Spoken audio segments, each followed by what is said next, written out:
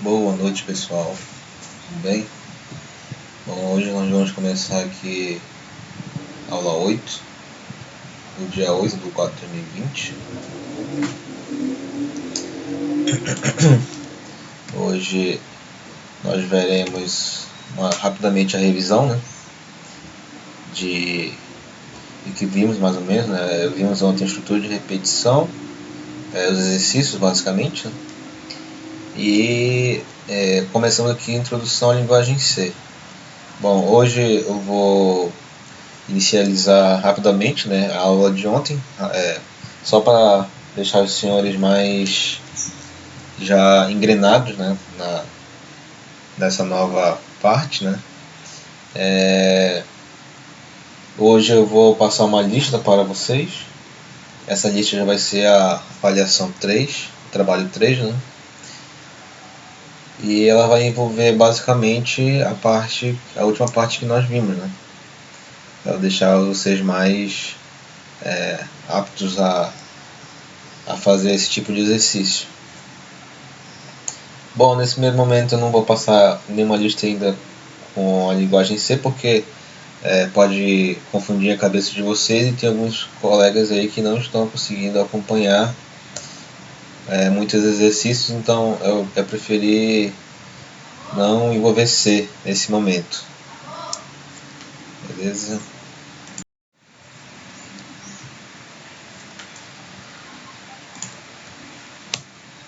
Bom, pessoal, ontem, no final da aula, alguns colegas até reclamaram que tinha muito conteúdo, mas é assim mesmo.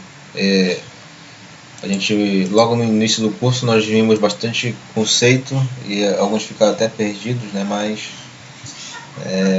a única forma de passar, né, é dando conceito, e nesse caso a gente nem vai praticar muito aquela parte passo a passo, porque você tem a lógica, a gente só vai se acostumar mesmo com a sintaxe do programa, da linguagem de programação, e fazer exercício, que são os algoritmos já no formato de linguagem C.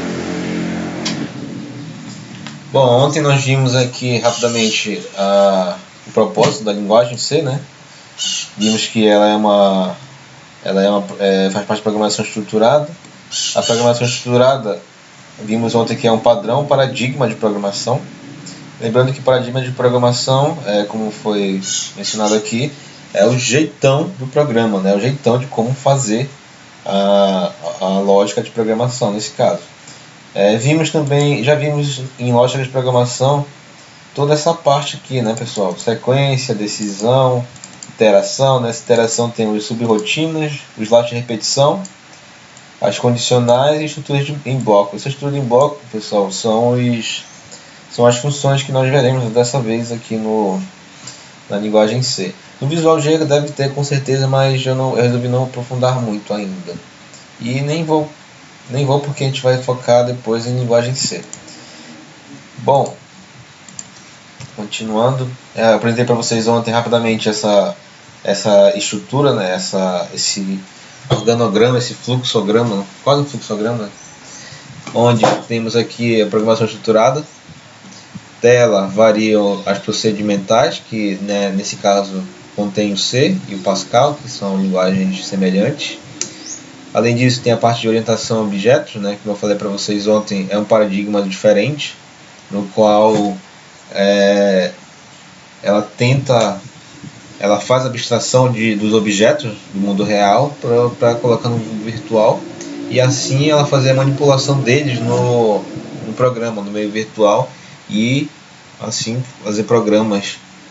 Eu falei até um exemplo ontem, né, que nossos smartphones, né, Android, eles são baseados no Java. Então há bastante programação aí nos nossos iPhones. E aqui no outro, né, não estruturadas, temos o Fortran e o Basic, que são as primeiras linguagens que surgiram e já estão... usa-se pouco dessas linguagens por causa desses novos paradigmas de programação.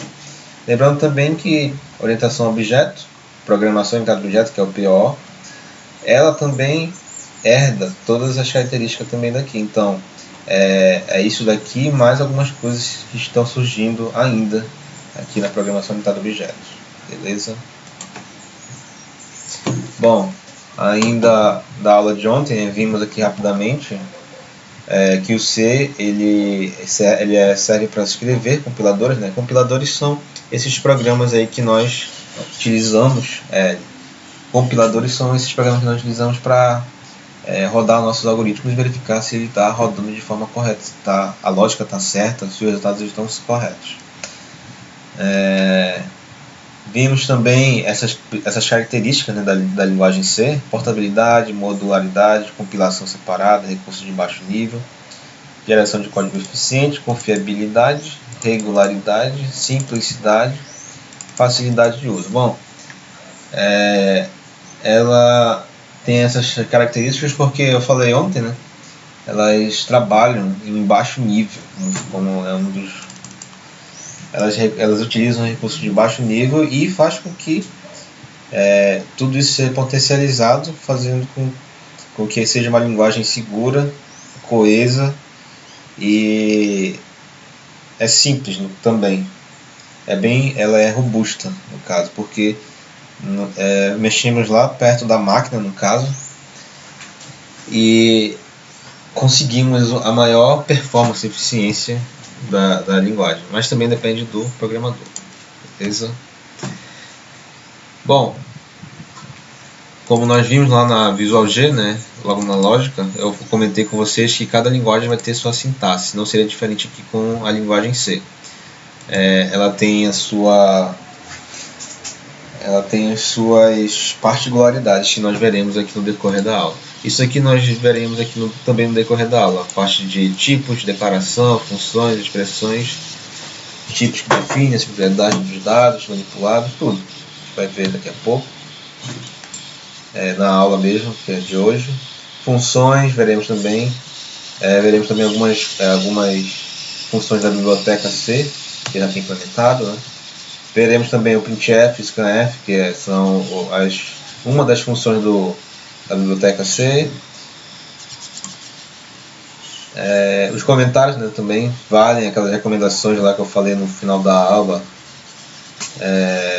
Se eu não me engano, foi de sexta, quando eu dei o assunto de estruturas de repetição. Também servem para cá, pessoal. E hoje nós começaremos aí com os identificadores, né? Como eu falei antes, né?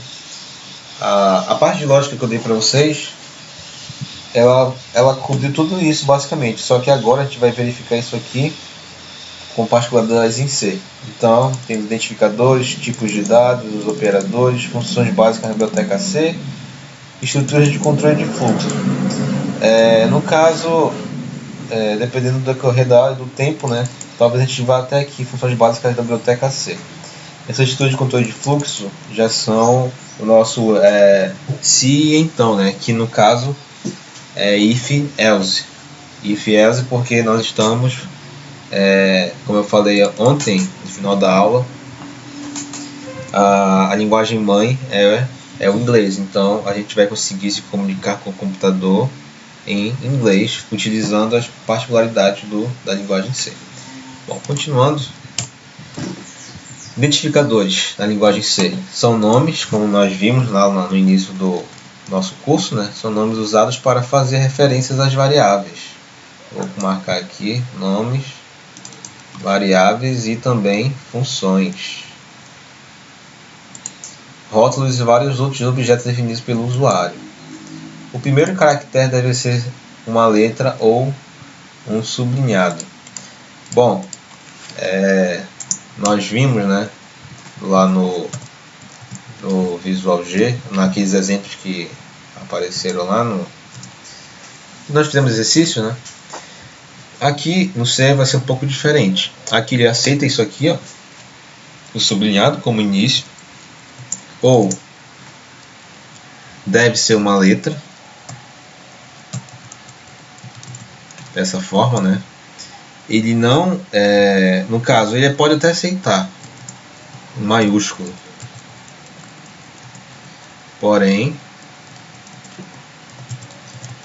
tem que ser maiúsculo também nas outras variáveis que vai ser utilizado. Pode ser dessa forma, né?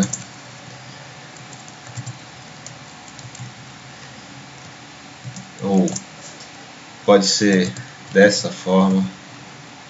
Sim, enfim, ele aceita alguns esses símbolos aqui no caso.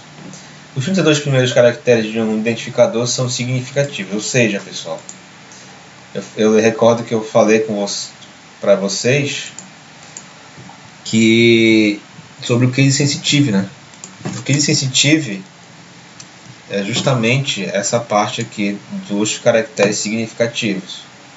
Aqui tem até um exemplo no qual eu vou até destacar.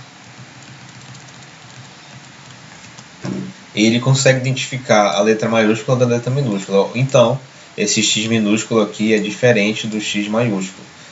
Então, é muito importante que vocês verifiquem com atenção os programas que serão gerados, porque a linguagem C ela é case sensitive.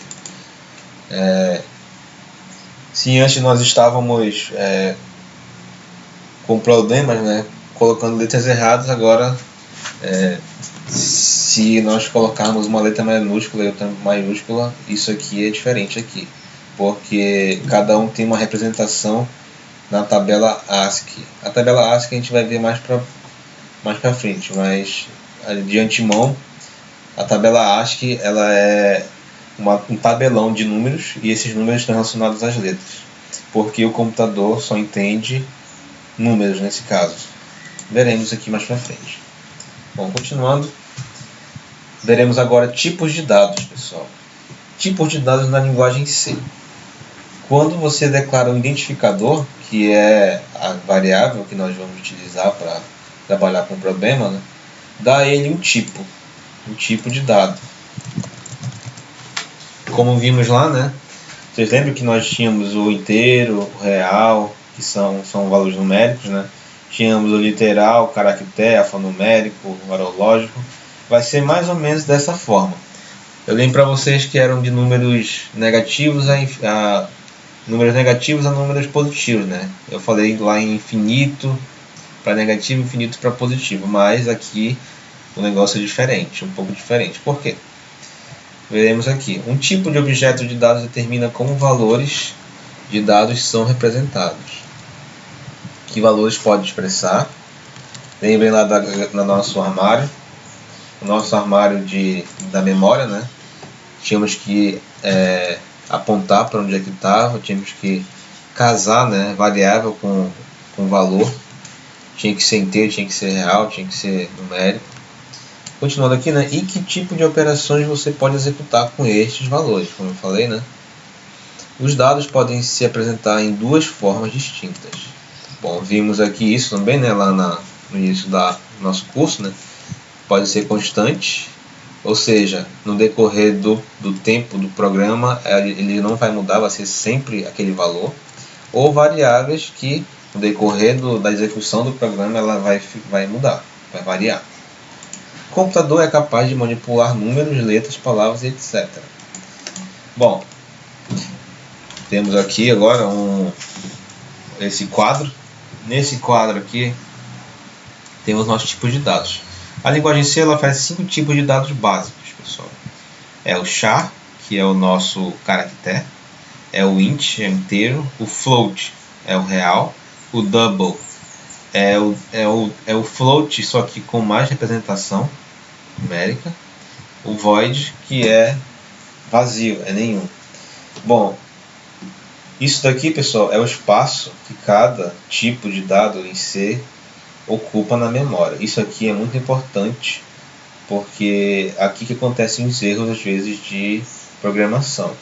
E aqui essa escala, pessoal, é a quantidade em valores que cada um vai suportar. Lembrem que eu falei, né, que em valores infinitos, mais infinitos e menos infinitos, mas aqui isso cai por terra porque cada tipo de dado vai ter um tamanho a ser respeitado. Se esse tamanho for excedido, acontece o estouro de memória. Bom, aqui nós temos aqui temos esses quadradinhos, né, representam a memória do computador.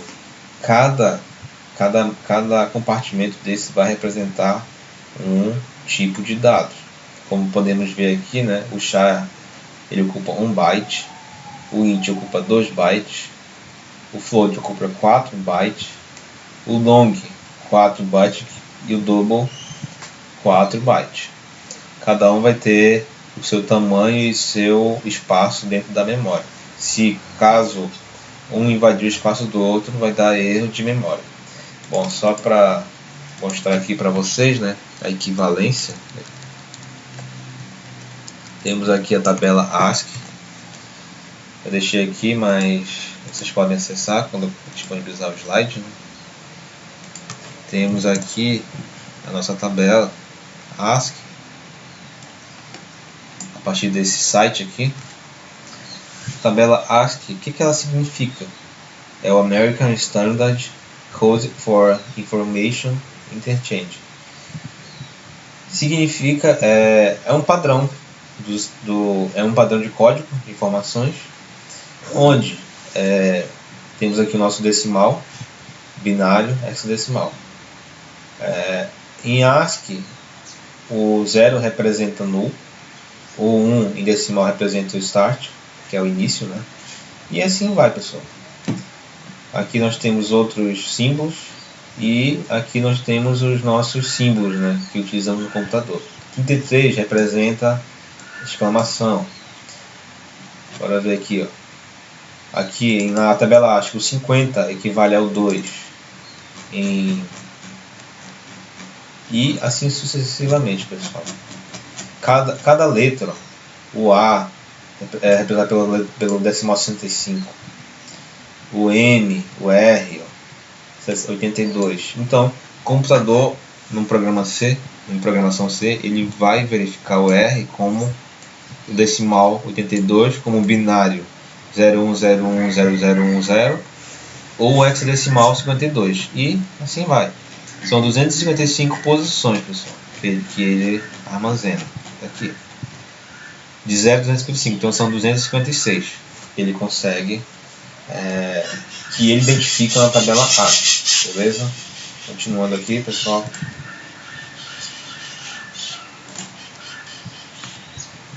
E aqui nós temos mais visualmente, olhando de cima, né? Lá eu mostrei as 5 principais e aqui são as suas variáveis, né? As suas ramificações. Aqui nós temos tipos de objetos de dados. Ele tem os tipos não escalares, que são os tipos de estrutura, tipos de união, tipos de matriz. Temos aqui os tipos escalares, que são os tipos aritméticos, tipos ponteiros.